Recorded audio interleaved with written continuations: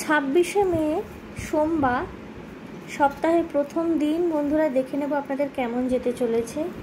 26th মে কি আসছে দেখব। 8 of Cups, okay, the Empress, the World, পরপর মেজর আরকানা, 5 of Pentacles,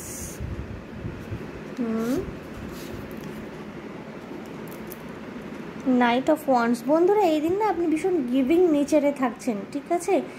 সকলের জন্য করবেন, যারা যারা আপনার থেকে যেই রকমভাবে সাহায্য চাইবে, কাজ চাইবে, আপনি কিন্তু করছেন সেটা তাদের জন্যে, ঠিক আছে? ভীষণ গিভিং একটা জেস্চার থাকছে আপনার। অন্যের সমস্যাটা বুঝছেন,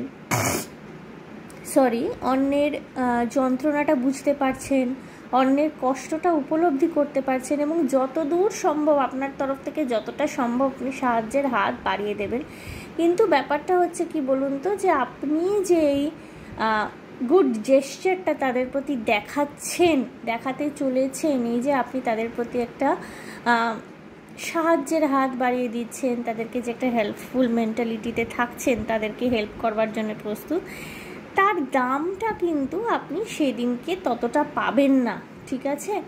মানে আপনি যদি কোনো কিছু এক্সপেকটেশন রেখে, মনের মধ্যে এক্সপেকটেশন রেখে যদি কাউকে সাহায্য করেন, বা কোনো জায়গায় ধরুন ঝাঁপিয়ে পড়লেন, বা এক্সট্রা কাজের দায়িত্ব নিলেন, তাহলে কিন্তু আপনাকে কষ্ট পেতে হবে এন্ড অফ দ্য দিনে, ঠিক আছে? এন্ড অফ দ্য ডেটে আপনার কিন্তু কষ্ট পেতে হবে।